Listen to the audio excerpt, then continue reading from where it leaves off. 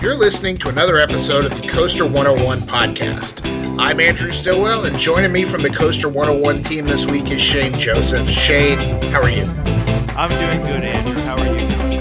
I am still trying to recover from the topic we're going to talk about tonight. Had a long weekend in Las Vegas, and I'm not the only person with the first name Andrew who recently had a long extended period in Las Vegas. And when I was there, he and I did some of the similar things. He's, got some experience in the area, and he sends me a text and he's like, we need to do a podcast about this.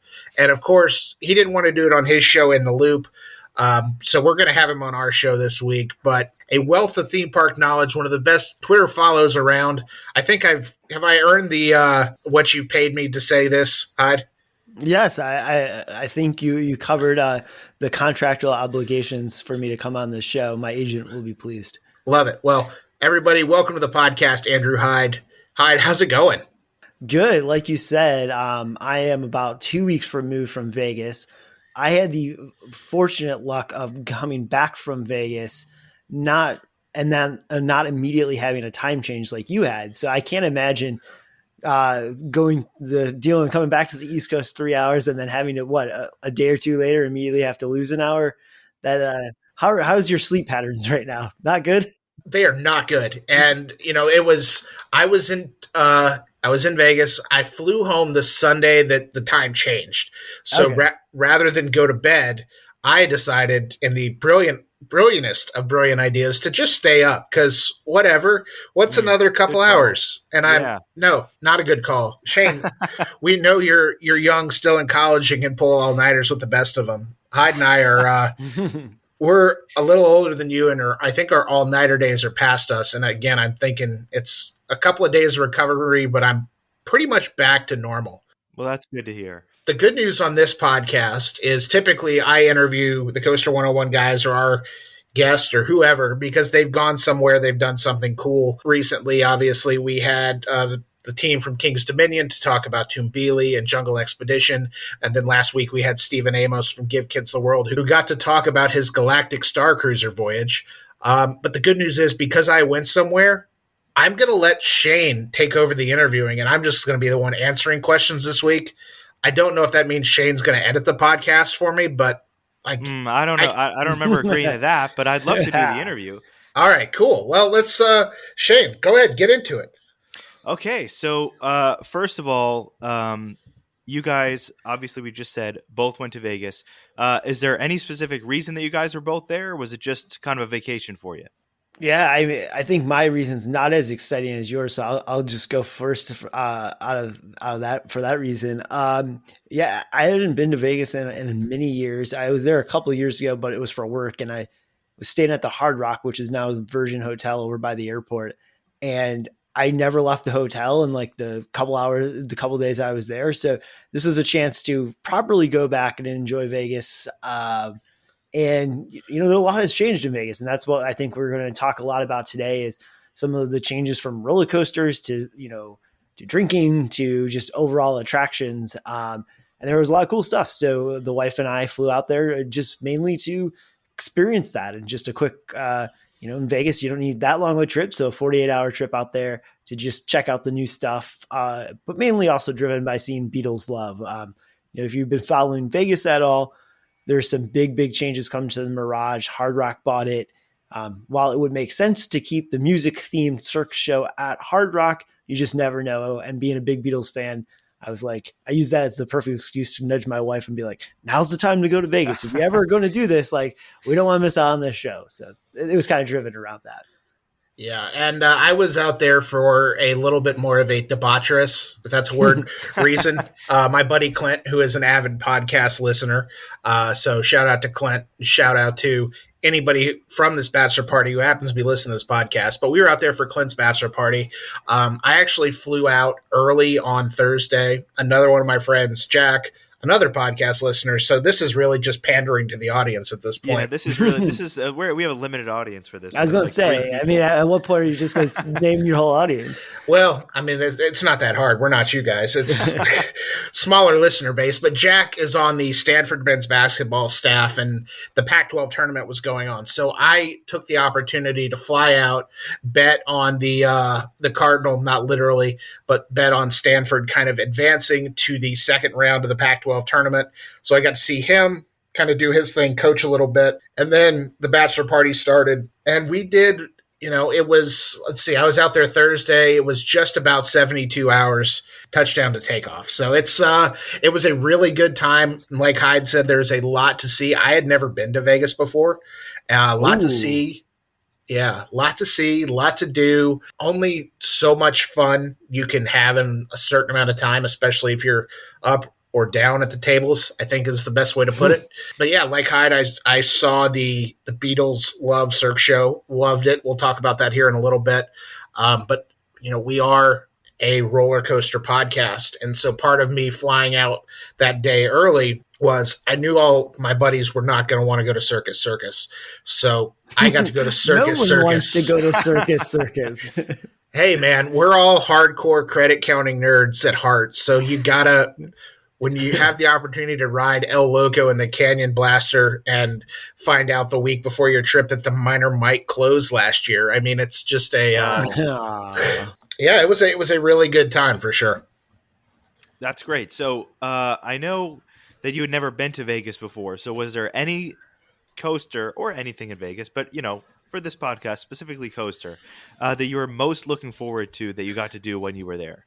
Yeah, I think I was, again, as I mentioned, just diehard credit counting, and I know a lot of us on the Coaster101 team are on this fabled race to 300 credits and whoever's going to get there first. So I needed to ride the El Loco. I'd never ridden one of these SNS weird El Loco type coasters, I think is the actual model name. The Canyon Blaster, obviously, these old arrows, they're starting to kind of go by the wayside, so that was really exciting. And then you always see pictures of like New York, and the roller coaster, or Manhattan Express, or Big Apple Coaster, or whatever it's calling itself these days. So those were all really exciting things I wanted to see. And then another thing that's odd that I kind of wanted to see is a couple years ago for Coaster101, I wrote that 20 in 2020 article about Speed the Ride, which used to be at the Sahara.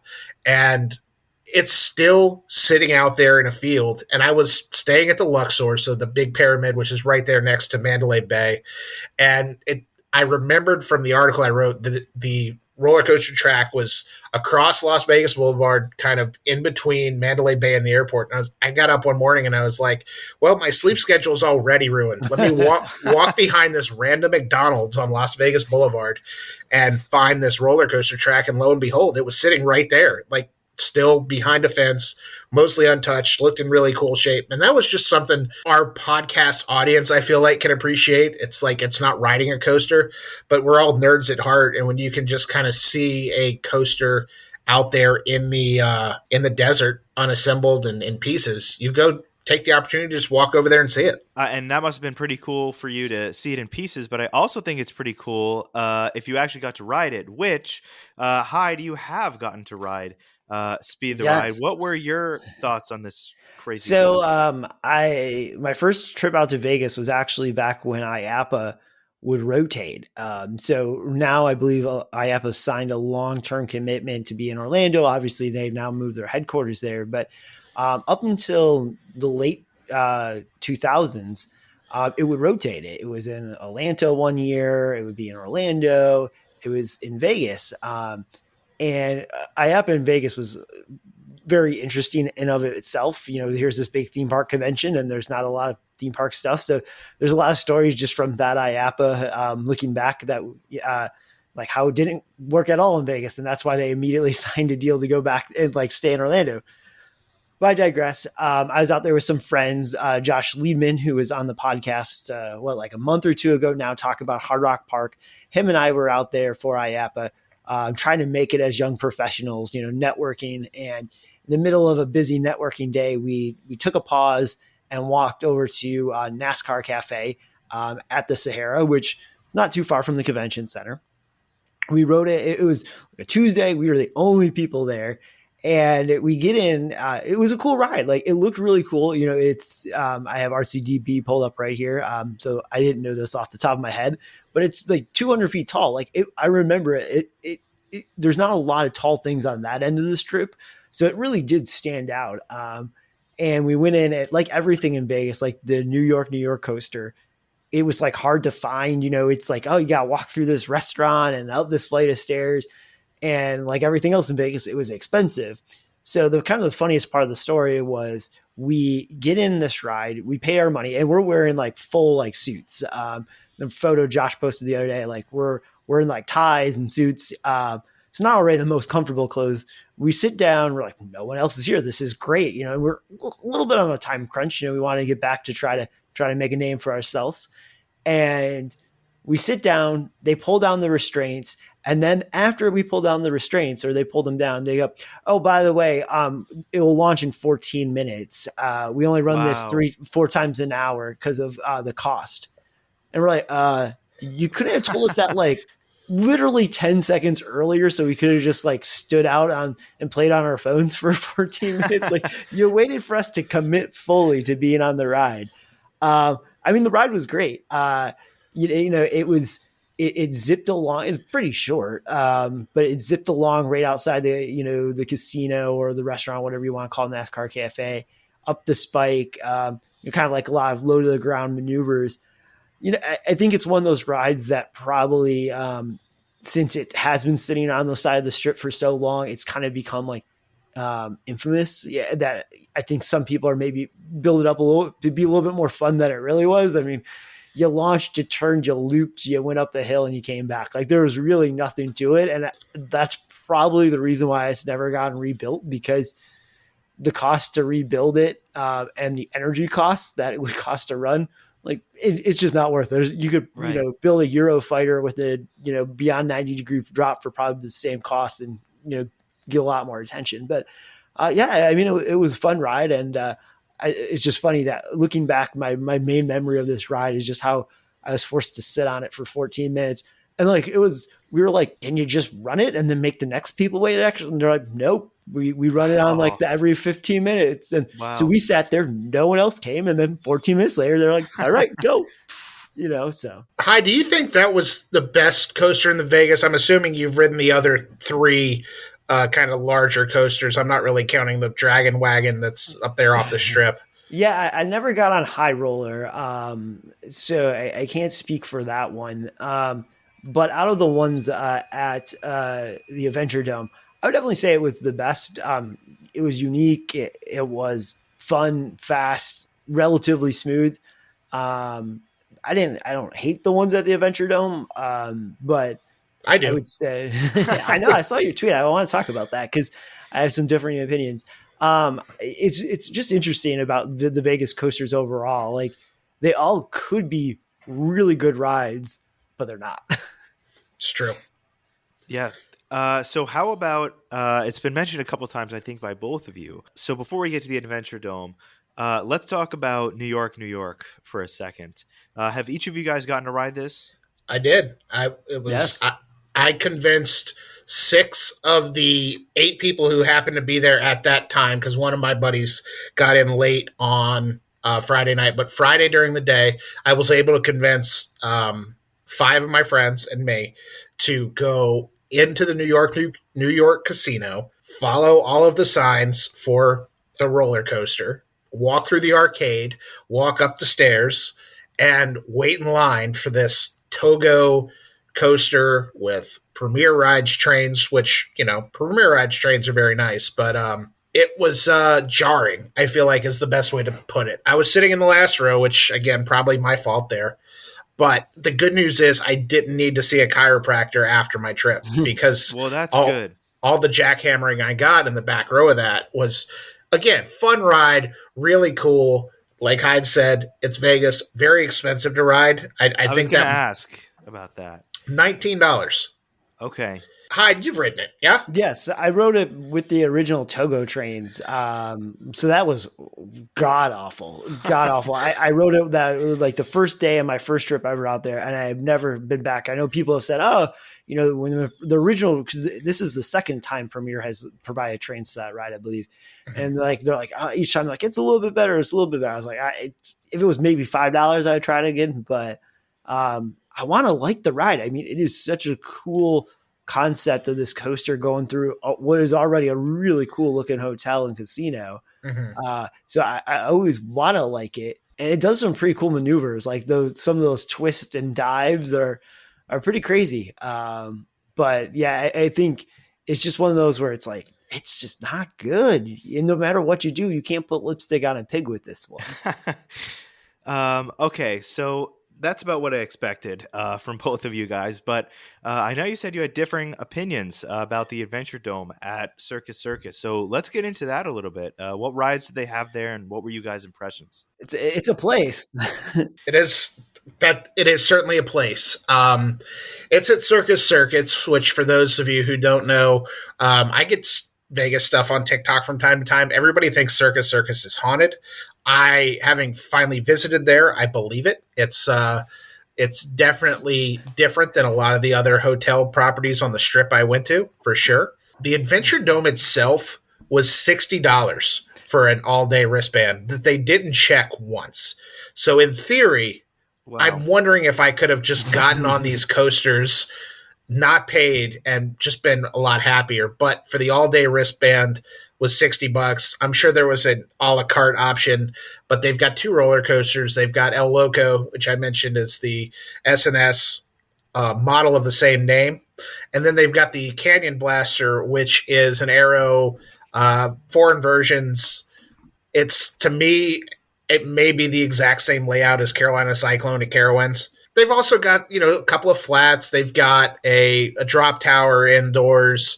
They've got miniature golf. They've got one of those Zamperla Nebula Z, however they pronounce it, rides, which are always fun to watch and see. But $60 is steep, man. I'm sorry. But again, had to do it for the credit. And I don't know how many more times I'm going to make it out to Vegas. So I was just like, might as well while I'm here. While these coasters are operating and the hotel is still standing. Were there any, of those 2 coasters, were either of them did they make an impression on you? Are they in your rankings anywhere of any kind, or they just kind of forget? Yeah, towards the bottom. No, it's the El Loco coaster. That's about what I figured. The El Loco coaster it's a cool layout. Yeah, it's a very cool layout, and they've got some stall. I feel like SNS kind of pioneered that 0G stall that RMC and Intamin now are kind of throwing on every ride they do, which is really cool. I enjoyed El Loco. Of the coasters I rode all weekend, El Loco was the best one. I wouldn't rank it in my top 50, top 100. I don't know. It's Canyon Blaster, again, it's an Aero.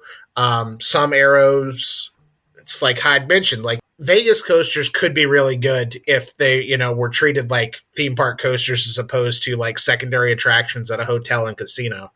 It was rough, man. I'm not I tried every trick in the book, sitting in the middle seat, all that stuff. And it was just it was jarring, but I've ridden worse coasters, not many, but I've ridden worse coasters for sure.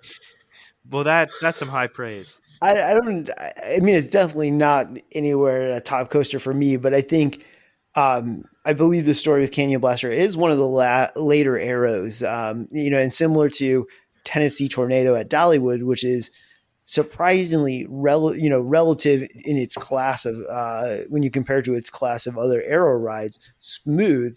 I think that's how I found Canyon Blaster. So I think that was my biggest takeaway from it was, to your point, pretty boring layout. I mean, it's cool that it does go through the rock work, but it's essentially, your Carolina Cyclone or, your old corkscrew style layout, just with a couple more twists. But I thought for an Aero, it wasn't, and now granted, I hadn't really, I think I rode it the first time again on that IAPA Vegas trip, 10, 12 years ago now. I don't think I rode it when I went back for El Loco. So it's probably gotten a lot worse, but I just remember at the time going, this wasn't that bad for an Arrow when you compare it to some of the other Arrow looper rides out there. They're just dreadful. That's fair. It showed its age. It showed its age a little bit. I can definitely. No, you're good. I can definitely see that. I'm not the biggest Arrow fan myself, so I feel like a lot of them are definitely gotten rough over time. But one coaster that is not in Vegas anymore, or at least not operating. I don't know if it's been dismantled yet.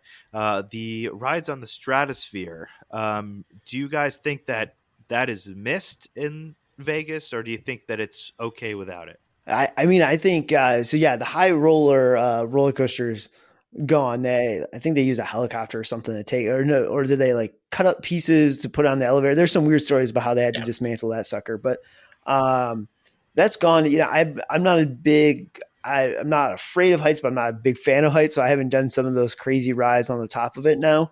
And frankly, it's pretty far down there on the Strip that. I don't know if it's because all the newer casinos keep getting taller and taller, but it's like this Strip, I don't even think I saw the Stratosphere.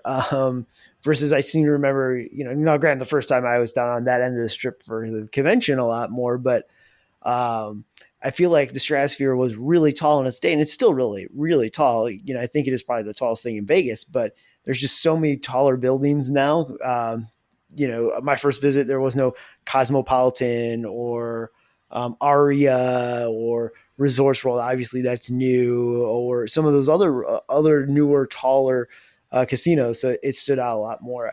I don't think it's missed. It didn't do much.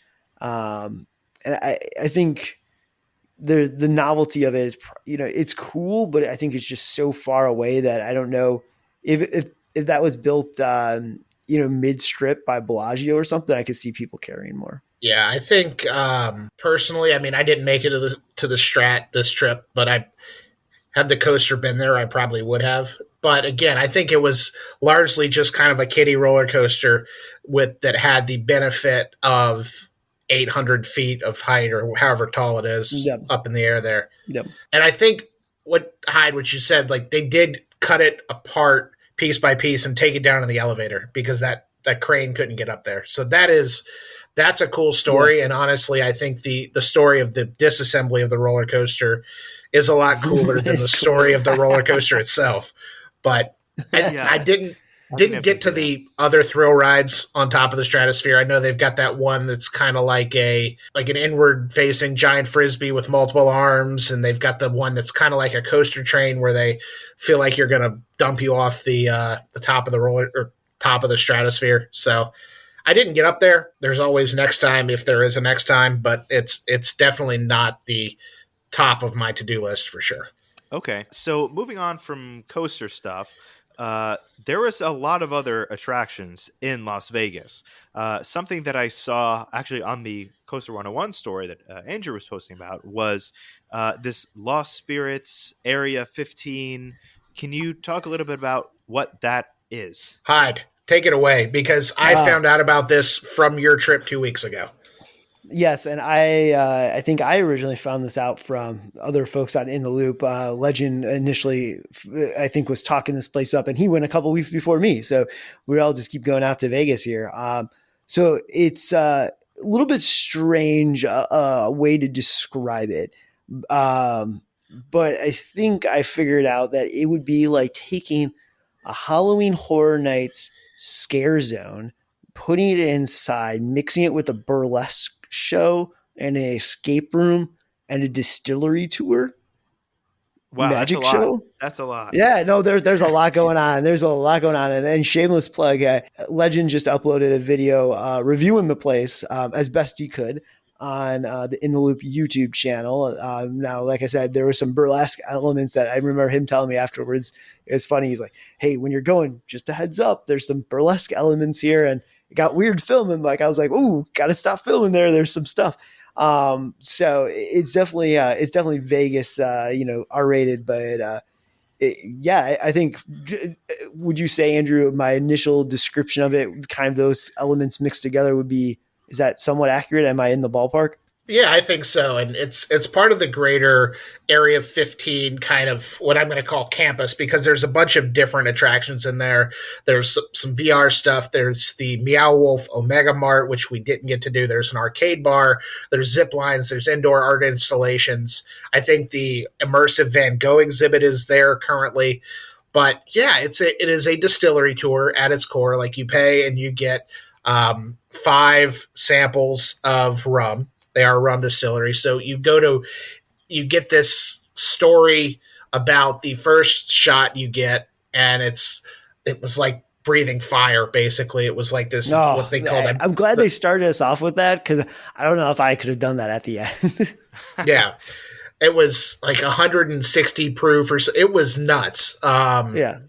Well, so walk in, and it's like this, they like shove you all in. I got like a Haunted Mansion or Tower of Terror vibes with kind of like this like holding room where they're like, get in, everyone gets to the center of the room. It's like this dark room, not much bigger than like a bedroom, probably smaller, like 15, 20 people in it, would you say? Yeah. And your tour guy comes in and, says a few things.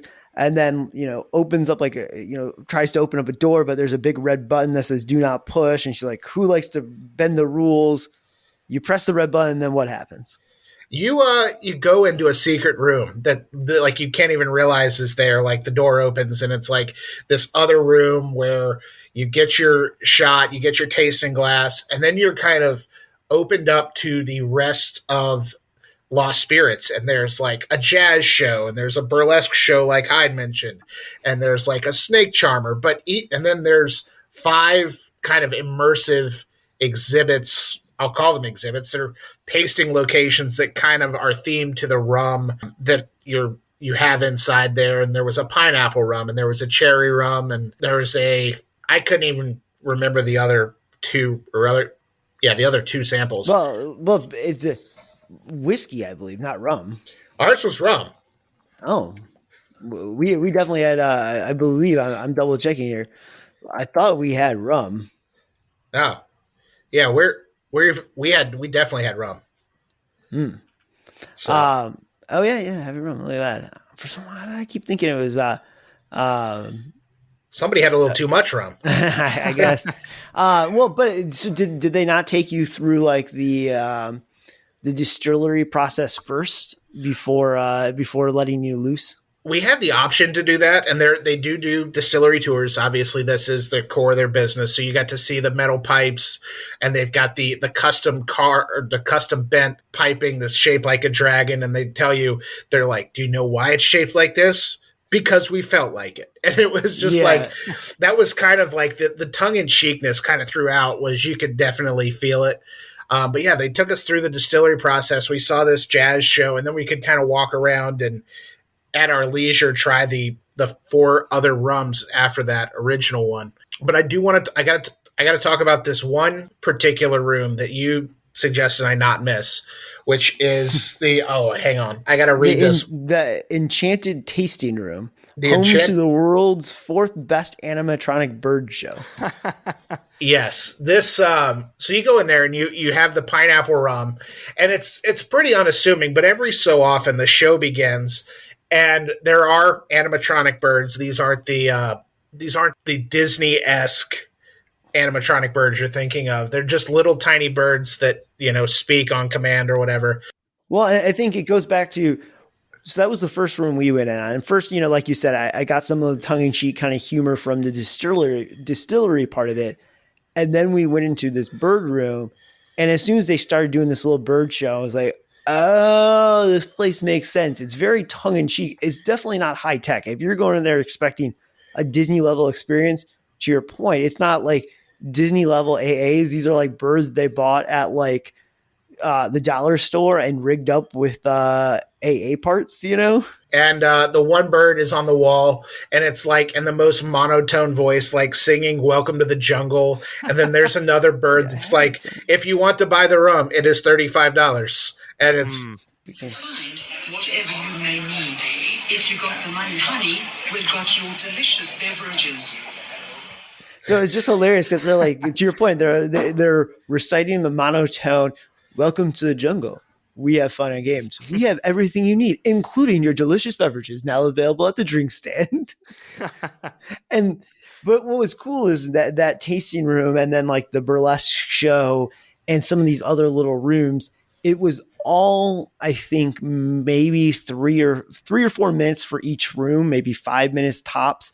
And then like these shows, except there was kind of one show where all the performers kind of came together, but all these kind of things were 5 minutes or less, which I really liked. I don't have the world's longest attention span, but I thought it was pretty cool to like, you walk over and just when you're like, okay, like I don't need to watch this burlesque show for like 15 minutes. Like they kind of just do this silly number about why you should buy the rum and okay, cool. I can move on to the next thing, and like the bird thing would have been really stupid if it continued for like 2 more minutes. It was fun though. And as a theme park fan, I was like, I get this. And most of my friends are like not theme park people. They're like, I don't get it. And I was like, you don't need to. It's funny. Did you have when you took your tour a couple weeks ago, did you have the submarine room? Yes. So yeah, so there's the bird room, and then there's the church room.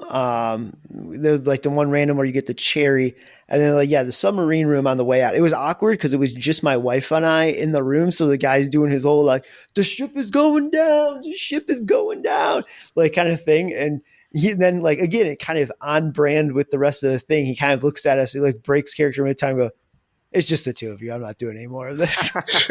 So like I appreciated that because I feel like sometimes when you go to the Disney's or whatever, and we want those places to be immersive, when you spend $120 or whatever on a day at Disney, you want them to give it their all.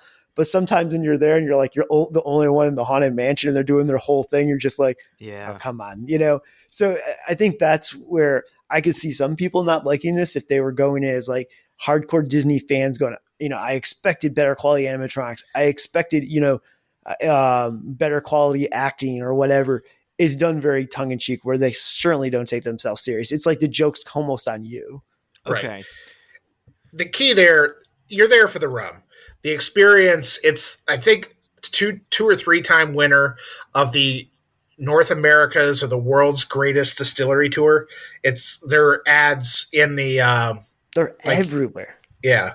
So yeah, it is super cool. And if you're at Area 15, it is definitely worth checking out. But while I was in Vegas, the news actually broke that Area 15 is coming to Orlando.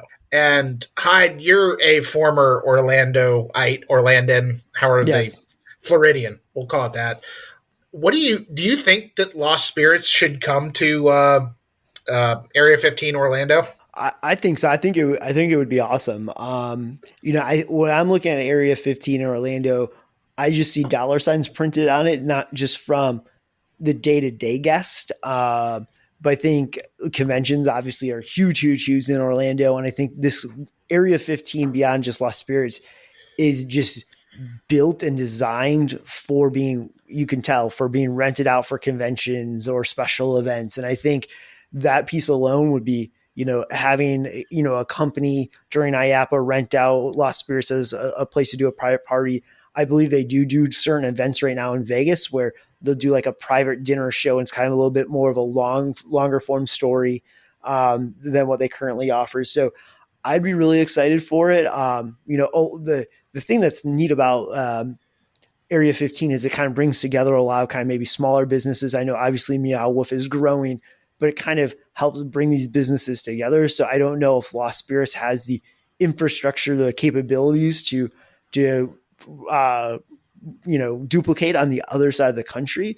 But I think it would be really cool. And what I would love to see them do selfishly, and I think just smart, would be doing something different than their Vegas. I don't know exactly what you would say the theme of the Vegas one is. Like, it feels kind of like maybe mid-century, early century, 1920s, 30s, 40s kind of vaudeville. And is there something that they could do?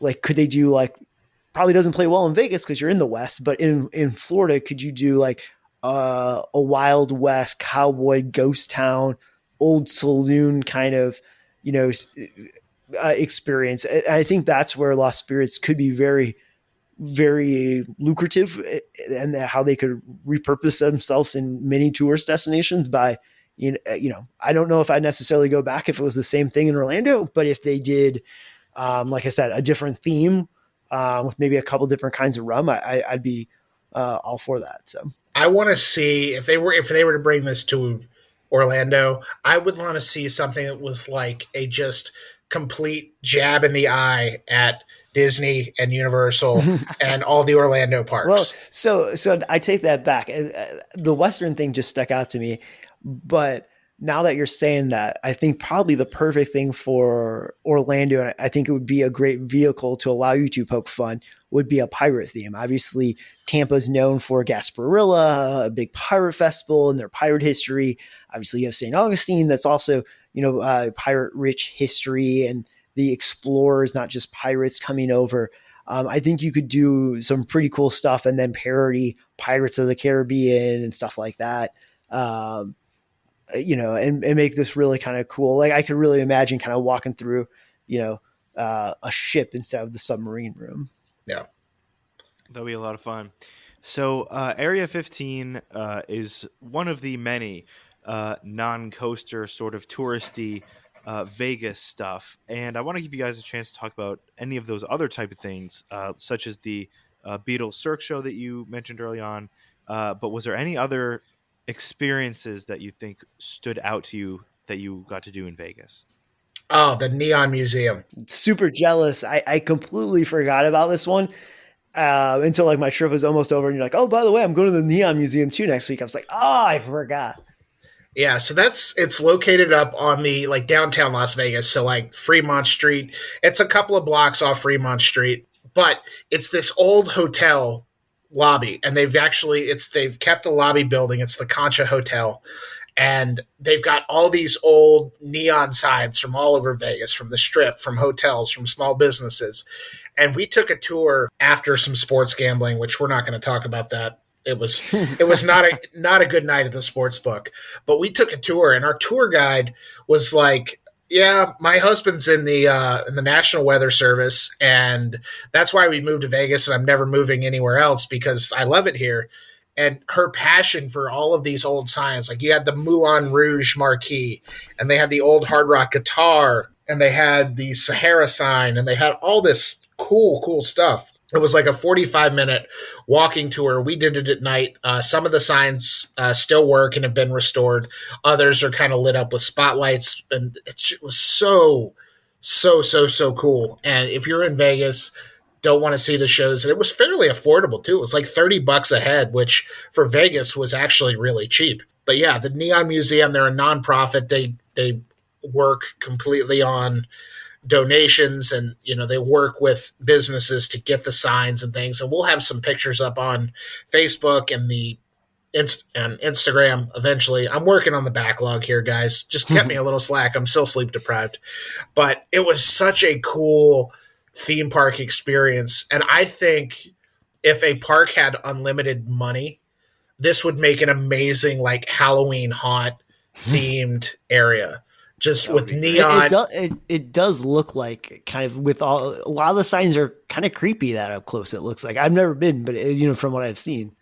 Yeah, it would be really cool. You could have the scare actors with those neon masks and all sorts of stuff. But anyway, that's my wishful thinking pipe dream when I own my own regional park. You should write a letter to Universal. Anything else? How long would you say you need at this exhibit? It was a 45-minute walking tour. It was a guided walking tour. Okay.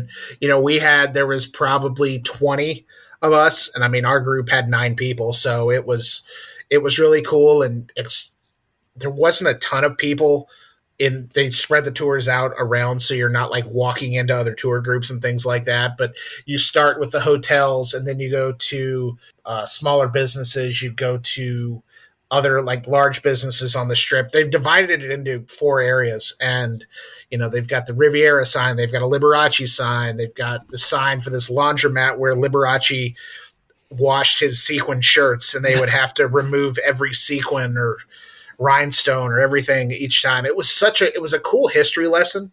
And I think, again, Las Vegas is what it is. It's Sin City. It's the city for debauchery, gambling, sex, drugs, and rock and roll, whatever you want to call it. But this was such a really cool history lesson. And definitely, if you're listening to this podcast and are going to Vegas, and Neon Museum, they don't care that we're talking about them on a roller coaster podcast, but go check that out. It's such a cool experience.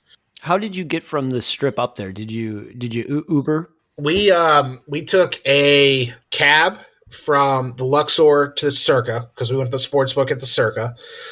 So we cabbed and then we walked a couple of blocks. It was not a fun walk. If my friends are listening, I'm still mad at them for making me walk places when we could have Ubered, but whatever. That's it. Life goes on. But yeah, it was a quick cab ride, 15, 20 minutes from the Luxor to the Circa and then probably a 15-minute walk. But you could have also Ubered or cabbed directly there. Yeah, and I think it's worth mentioning Area 15, what we were talking about, is also not on the Strip.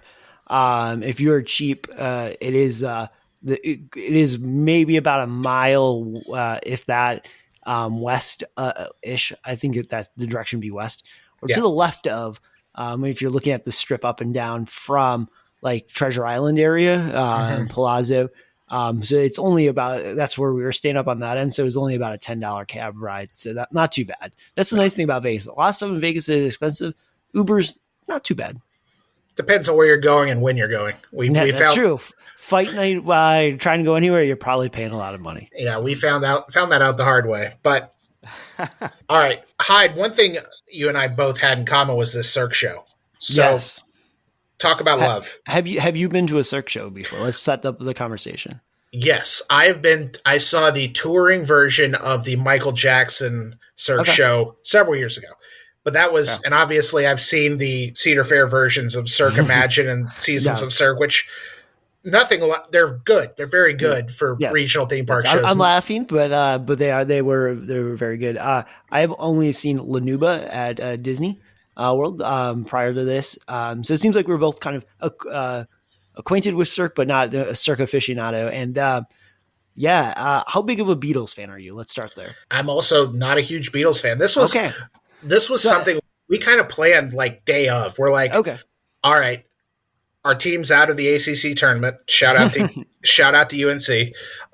But we're like, okay, well, our night really opened up, so let's see what we've got for shows. And we landed on a group as at the Beatles Cirque experience, just because it was kind of everybody was familiar enough with the Beatles. I don't think we had any super fans, but I think we wanted to see a cool Vegas show, and that certainly fit the bill. Yeah. So it'll be interesting to talk through it because I'm on the opposite end of the spectrum. I'm a huge Beatles fan, huge music fan in general.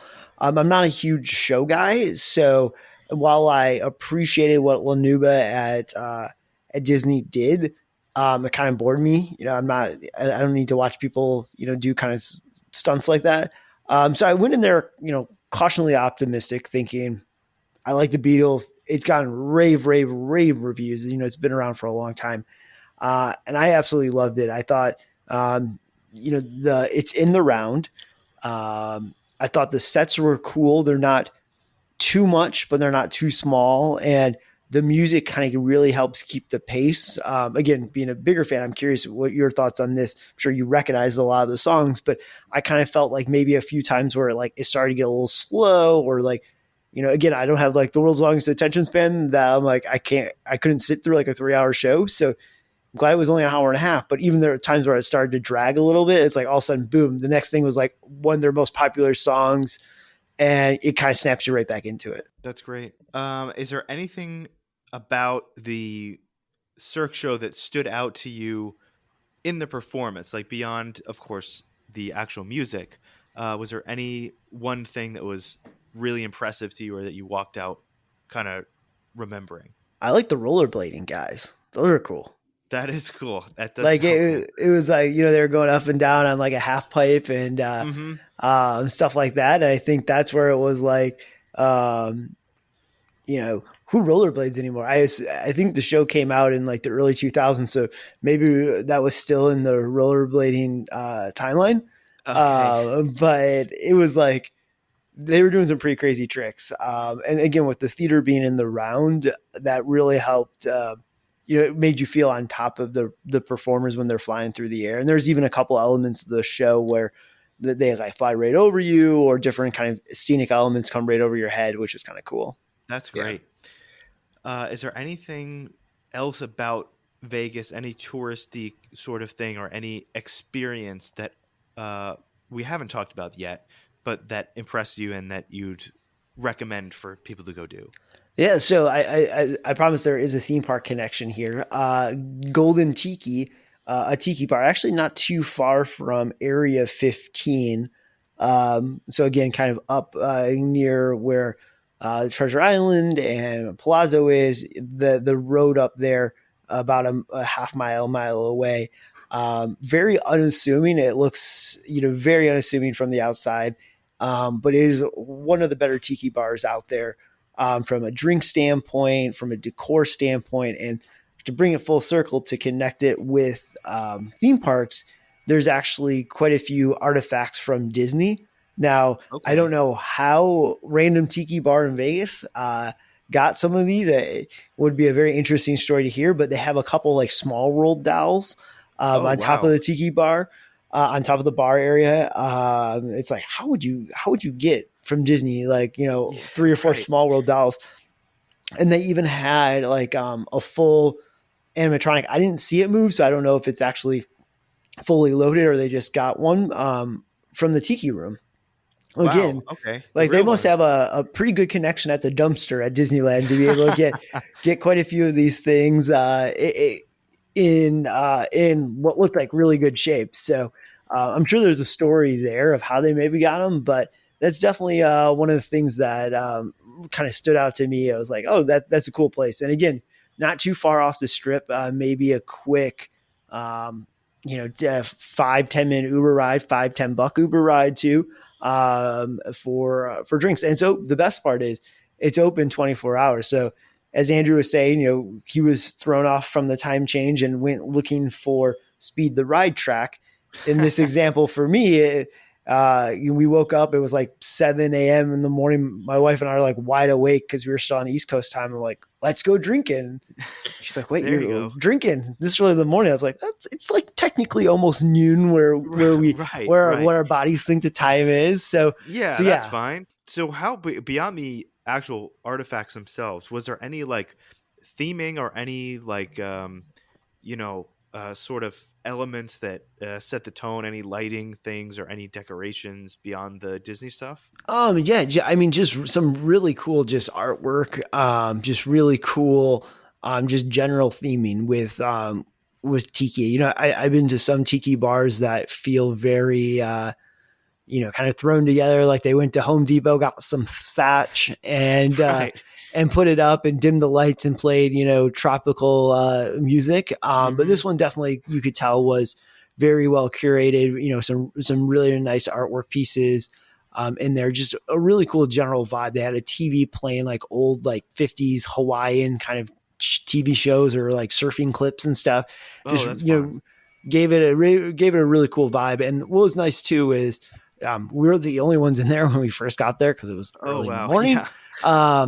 But the bartender was super nice and he's like, hey guys, feel free to walk around, take it all in. You definitely want to do a lap or two around here before you leave and take everything in. And, it's just really nice, really friendly to talk to, which always helps too. So, all right, Andrew, before we get into the last few questions here, is there anything else you wanted to talk about that you experienced that really stood out to you? I got to go back a little bit to that Sahara track that's just sitting out in the desert for Speed the Ride. I know Vegas is a city that's constantly changing, but to kind of see that amidst all these like skyscrapers that are building, that are going skyward, Resorts World is hot. One Hyde mentioned, Cosmo, Aria, Wynn, all these properties that are giant, larger than life properties. And they're just kind of poking through the skyline. And meanwhile, there's this part of Vegas that is just not like that at all. You can kind of see it interspersed throughout the strip, which is, the smaller t-shirt shops, a couple of the fast food places, but it is such an interesting city and location. And I don't know if I'm ready to go back quite yet, but there is so much to do. You don't want to spend a ton of time there. But the time you do spend there, there's so much to do that you almost have to come back to experience all of it. But as far as, and I gotta give, like, I really wanted to do one of those zip lines, either the one at the Link or the Fremont Street, the Slotzilla, I think is what it's called at Fremont Street. I wanted to do one of those. We didn't have any time. I think it would be a really cool experience. But Fremont Street was wild. I have never seen anything like that in my entire life. But okay. So before we move on, let's just briefly talk sort of about the future of what Vegas is going to look like. Do you guys think that it will ever go back to the more family vacation sort of competing to be this kind of resort weekend summer getaway for families, or do you think it's going to continue to go more in the direction that it's going now? Yeah, it's tough. I don't think it will ever be fully back to the family way it was in the mid 90s.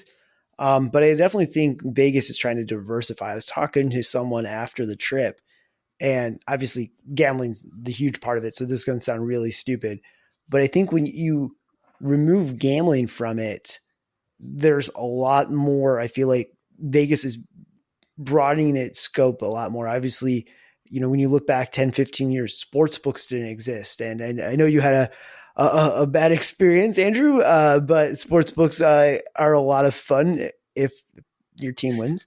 So like you have that, I know that's part of gambling, but I think beyond that, like now with, a hockey team, with a football team, potentially, how long before the Oakland A's throw it in and move to Vegas or another team. I think we'll just keep seeing Vegas build up from that. And man, there's a billion concerts going on every night. So that's why I was telling someone after my trip, I was like, Vegas, you can remove the gambling aspect of it, and it's like this concert destination. It's becoming this sporting destination. And I think that's where they're really kind of finding their niche instead of just broadly catering to families and saying, we're overly going to make this a family place. They're trying to cater to different things that very much supplement to the gambling crowd, such as sports and concerts. Yeah, and I think one thing that's kind of stuck with me on the Neon Museum tour, they have one of the skulls from Treasure Island from the old marquee. And the skull, I mean, it was there when Treasure Island was pirate ships and pirate shows and all this family-friendly activity. What they told me was when families came to Vegas, mom and dad didn't want to deal with tired kids, so they would put the kids to bed and they would go to bed themselves. Then they weren't in the casinos gambling, drinking, again, sex, drugs, and rock and roll. So they actually saw when they tried to go family friendly that the profits actually declined, believe it or not. Makes sense. Yeah. And so, yeah, I agree with kind of what Hyde said, that it is kind of this adult playground. Obviously there is stuff still for families to do. We mentioned the Adventure Dome and the zip lines, and there's the M&M store and the Hershey's Chocolate World at New York, and all this cool stuff that families could do. But I'm also of the frame of mind where if I was like walking back to our hotel at like midnight, 1 a.m, which was 3 a.m, 4 a.m. East Coast time, and there were still families with kids in strollers, and they were like toddlers walking around. I'm like, what are you I know. doing? I saw some of that too. And like we watched the Mirage volcano show, and there was a lot of families obviously watching that. I kind of like, I didn't want to do this, so don't take it the wrong creepy way. I wanted to kind of just like follow them and be like, what do families do in Vegas?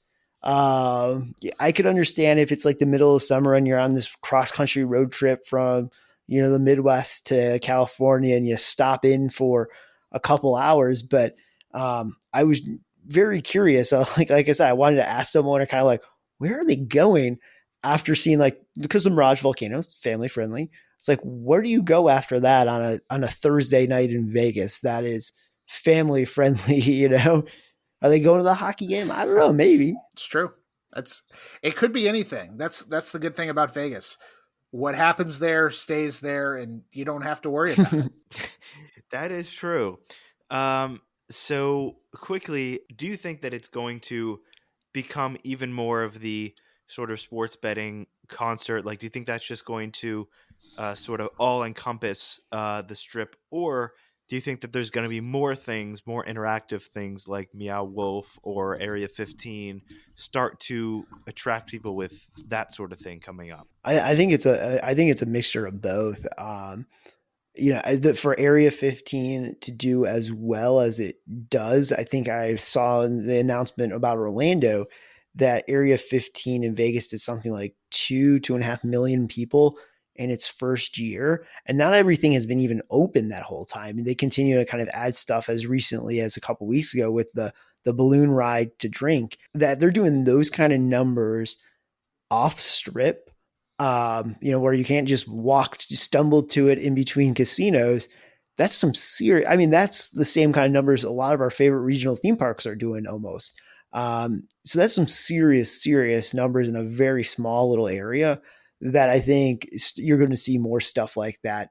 I think maybe there was hesitancy to have some of that stuff before. I don't think you'll see maybe some of that stuff in the casino, because putting people in an experience about booze for an hour and a half takes them away from gambling. So I think what we'll see, if I had to guess, is a lot more of these kind of exhibits populate, off strip, north of strip, wherever. Because I don't know if necessarily the casinos will conform and start adding stuff like this.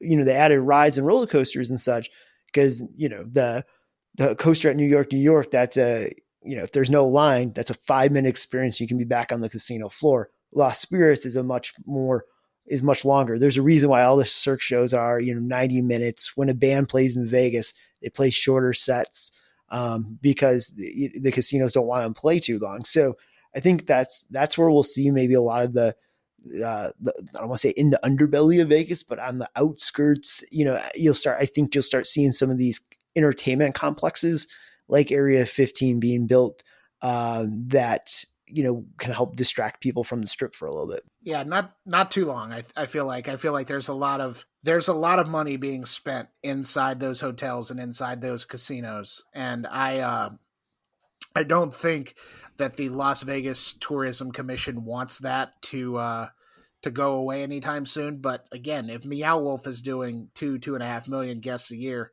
there's clearly an audience for it, because everywhere I turned, every casino was jam-packed full of people pretty much 24 hours a day. So it speaks to the size of the town and the ability to create things. And obviously I would love to see something like an Andretti karting or one of these like top tier family entertainment centers. I think would be a great addition. Kind of the next level Malibu Jacks in Lexington, Kentucky, kind of like the go-karts, arcade, mini golf, big family friendly thing. But again, I think the casinos, they want to keep you in there as long as they can, for sure. Right. Okay. So I have one last question for the both of you before we sign off. We talked at the beginning of the episode about the ride and coaster lineup right now in Vegas.